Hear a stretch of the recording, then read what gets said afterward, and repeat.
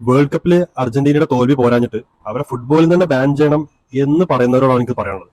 അർജന്റീനയെ ban ചെയ്യണം എന്ന് പറഞ്ഞുകൊണ്ടുള്ള പെറ്റീഷനിൽ ഇപ്പൊ ഏകദേശം 2 കോടിയിലധികം സിഗ്നേച്ചർ കിട്ടിയിട്ടുണ്ട്.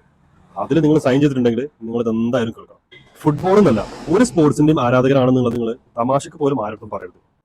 കാരണം ഈ ഭൂലോകത്ത് ഒരു ഒപ്പണന്റ് ഇല്ലാതെ അല്ലെങ്കിൽ ഒരു എതിരാളി ഇല്ലാതെ നമുക്ക് തീരെ നടത്താൻ പറ്റാത്ത ഒരു ഇവന്റോ അല്ലെങ്കിൽ ഒരു ബിസിനസ്സോ ഉണ്ടെങ്കിൽ അത് സ്പോർട്സ് മാത്രമാണ്. റയൽ മാഡ്രിഡോ ബാഴ്സലോണോ ഇല്ലാതെ എൽ ക്ലാസിക്കോ ഇല്ല. മാഞ്ചസ്റ്റർ യുണൈറ്റഡോ സിറ്റിയോ ഇല്ലാതെ മാഞ്ചസ്റ്റർ ഡെർബി ഇല്ല. ഇന്ത്യയോ പാകിസ്ഥാനോ ഇല്ലാന്നുണ്ടെങ്കിൽ ഏത് ക്രിക്കറ്റ് മാച്ചാ നിങ്ങൾ ആ ഒരു ആവേശത്തോടെ കാണാതിരിക്കുക? ലൂയിസ് ഹാമിൽട്ടണും മാക്സ് വെർസ്റ്റാപ്പനും ഇഞ്ചോടിഞ്ച് പോരാടുന്ന ഒരു ഫോർമുല 1 റേസ് അത് വേറെ തന്നെ. അങ്ങനെ ഒരു ഒത്തുകളിയെ കുറിച്ച് സംശയം ഉണ്ടെന്നുണ്ടെങ്കിൽ അവരെ ആ ഒത്തുകളിക്ക് പ്രേരിപ്പിച്ച ഫെഡറേഷനെതിരെയാണ് പെറ്റീഷൻ കൊടുക്കേണ്ടത്. കാരണം ഈ ടീമുകളൊക്കെ ഉണ്ടെങ്കിൽ ഈ ഫെഡറേഷനും അസോസിയേഷനൊക്കെ ഉള്ളൂ. ഇംഗ്ലണ്ടിലെ ഫുട്ബോൾ അസോസിയേഷന്റെ ഇനഫിഷ്യൻസി കാരണമാണ് അതിൽ നിന്ന് 4 ക്ലബ്ബുകൾ വേറിട്ട് പോയിട്ട് ഇംഗ്ലീഷ് പ്രീമിയർ ലീഗ് സ്റ്റാർട്ട് ചെയ്തത്. അതൊക്കെ ഹിറ്റായില്ലേ?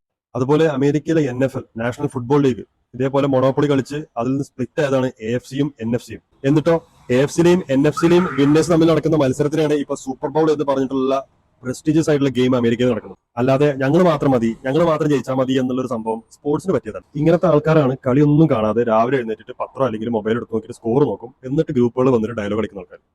നിങ്ങൾ ഒരിക്കലും നിങ്ങളെ ഒരു ഫുട്ബോൾ ആരാധകൻ എന്ന് തീരെ വിളിക്കാൻ പാടില്ല. കാരണം നിങ്ങൾ ഇഷ്ടപ്പെടുന്നത് അതിന്റെ ഫൈനൽ സ്കോറിന് മാത്രമാണ്. ശരിക്കും ഒരു ഫുട്ബോൾ ആരാധകനെ പോലെ ആ കളിയല്ല.